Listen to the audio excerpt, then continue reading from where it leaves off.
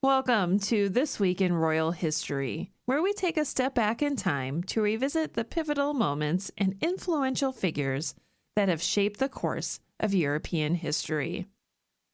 From epic battles to royal scandals, from grand coronations to turbulent successions, this weekly series will take you on a journey through time and across borders, revealing the incredible legacy of those who wielded power and the indelible mark they left on history.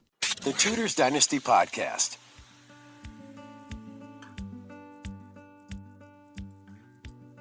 John II of Castile's life may seem unremarkable at first glance, but his reign as King of Castile and Leon was a pivotal period in Spanish history that set the stage for the union of Spain and the rise of one of the most famous monarchs in history, his daughter, Isabella. Despite his disinterest in governing, John's reign was marked by significant events, including the marriage alliances he formed with other European powers, his patronage of the arts, and his establishment of a new code of laws. John's first marriage to his cousin Maria of Aragon was a political union that produced one surviving son, Henry IV of Castile. Maria's death in 1445 was a blow to John, but he found happiness again in his marriage to Isabella of Portugal. Their daughter, Isabella I of Castile, would go on to marry Ferdinand II of Aragon, thus uniting Spain and creating the powerful Spanish monarchy that would dominate Europe for centuries. John's legacy may have been overshadowed by the accomplishments of his daughter, but his reign was a crucial period of transition in Spanish history that set the stage for the country's future greatness. It was on the 6th of March, 1405, that John II of Castile was born. Maria of Aragon's life may have been very different from that of John of Castile's, but their stories share some interesting parallels. Both were born into prominent royal families and played important roles in shaping the politics and culture of their respective countries. Maria's life, in particular, sheds light on the challenges and opportunities faced by women of royal lineage in the 15th and 16th centuries. Despite being overshadowed by her more famous siblings, Maria's marriage to Manuel I of Portugal was a key alliance that helped to cement the bond between Spain and Portugal. As a devout Catholic, Maria saw her union with Manuel as a way to strengthen Christian Europe against the perceived threat of the Ottoman Empire. But she also made significant contributions to the cultural and religious landscape of Portugal through her patronage of the arts and her support of religious institutions. Like her grandfather, John II of Castile, Maria's life was not without tragedy. Her almost constant pregnancies took a toll on her health, and her untimely death at the age of 34 was a devastating loss for her family and her adopted country.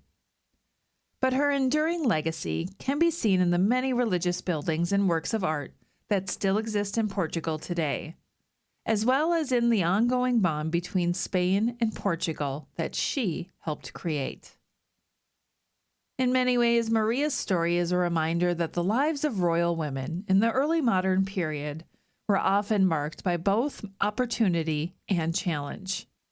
Despite facing many obstacles, Maria was able to make a significant impact on her adoptive country and the wider world, leaving behind a legacy that still resonates today. Lady Margaret Douglas, daughter of Margaret Tudor and niece of King Henry VIII, lived a life filled with drama and tragedy. She faced imprisonment in the Tower of London twice, was declared illegitimate, and lost family members to death and assassination. She was also secretly engaged to Lord Thomas Howard, a member of the powerful Howard family, which resulted in their imprisonment and Thomas's death in the Tower. Despite it all, Lady Margaret remained a resilient and formidable figure, remembered as a woman of great intelligence and strength in the tumultuous Tudor court. It was on the 7th of March, 1578, that Margaret Douglas, Countess of Lennox, died. Beatrice of Castile's life may seem like a typical story of a medieval noblewoman. Born into a prominent family, married off to a foreign prince, and spending her days managing the affairs of the household and raising children. But her story is so much more intriguing than that. Despite being the youngest of 6 children, Beatrice was a woman ahead of her time. She was not content to simply sit back and watch her life unfold. She actively participated in the affairs of the kingdom and was educated in the customs and language of her adopted country, setting her apart from previous foreign queens. Her marriage to Afonso IV of Portugal was a partnership in every sense of the word. They founded hospitals and donated generously to religious establishments, leaving a lasting impact on Portugal. Beatrice's death in 1359 at the age of 66 was a blow to her family, but her legacy has lived on. She was buried next to her husband at the Lisbon Cathedral, a testament to the enduring bond that they shared both in life and in death. Beatrice's life is a reminder that women in the medieval period were not simply passive observers of their own lives, but active participants in shaping the world around them. Her contributions to the culture and society of Portugal are a testament to her enduring impact on history, and a reminder that even the seemingly ordinary stories can be full of fascinating twists and turns. On the 10th of March, 1536, the world welcomed a future duke, who would go on to lead a life filled with drama, intrigue, and betrayal. Thomas Howard, future 4th Duke of Norfolk. His birth into a prominent English family was just the beginning of a journey that would see him rise to great heights, only to suffer a dramatic downfall. As a young man, Thomas was a rising star in the English army, and his negotiating skills earned him the respect of Scottish nobles when he secured the Treaty of Berwick. But his personal life was plagued with heartbreak as he lost 3 wives, including one whom he had married in secret. Perhaps the most fascinating aspect of Thomas's life was his dangerous flirtation with power.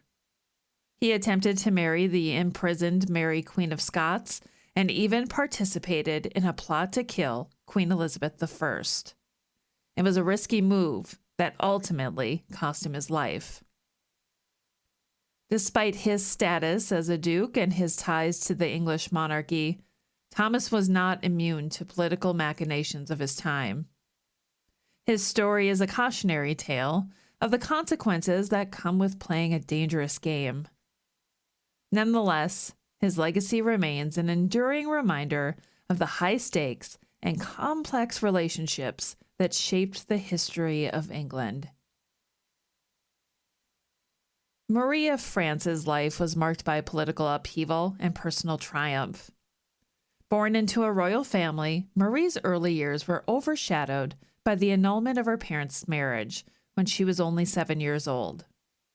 Her mother, Eleanor of Aquitaine, left France to marry Henry II of England, leaving Marie and her sister behind. Despite these challenges, Marie went on to have a remarkable life. She married Henry I, Count of Champagne, and became a powerful and influential figure in her own right. As regent of Champagne, Marie demonstrated her strength and determination, stepping in to govern the principality during her husband's absences and after his untimely death. Under Marie's leadership, Champagne became a significant principality, a testament to her skill and vision as a ruler. Overall, Marie's story is a testament to the resilience of human spirit in the face of adversity. Despite the challenges she faced in her early years, Marie went on to lead a remarkable life, transforming Champagne into a significant principality and leaving behind a lasting legacy that is still felt today. Murray died on the 11th of March, 1198, at the age of 53. Mary of Woodstock's life may seem like that of a typical medieval noblewoman, with her early dedication to the church and her upbringing in a prominent royal family. However, her story is full of unexpected twists and turns that shed light on the challenges and opportunities faced by women in the 13th and 14th centuries.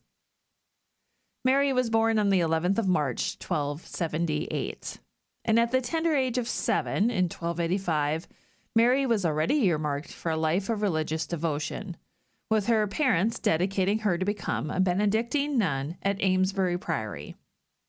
Despite this early commitment, Mary was not content to simply lead a life of seclusion and prayer. She traveled extensively around the country, running up gambling debts and causing a stir at English courts.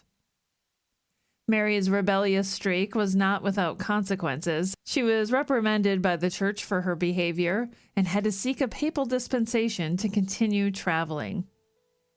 Despite these setbacks, Mary remained a resilient and determined figure, determined to make the most of the opportunities available to her. Her death in 1332 at the age of 54 marked the end of a remarkable life that was shaped by both personal triumphs and setbacks. Her legacy lives on, however, as a reminder of the resilience and strength of women in the medieval period and their ability to shape their own destinies in the face of adversity. And that concludes This Week in Royal History. This episode is always so much fun to do, and I hope you were able to take something away from it today. Until next time, I'm Rebecca Larson. Thanks for listening. Thanks for listening to this episode of the Tudors Dynasty Podcast. You can follow and support the Tudors Dynasty Podcast on Facebook, Twitter, Instagram, and Patreon @Tudors Dynasty.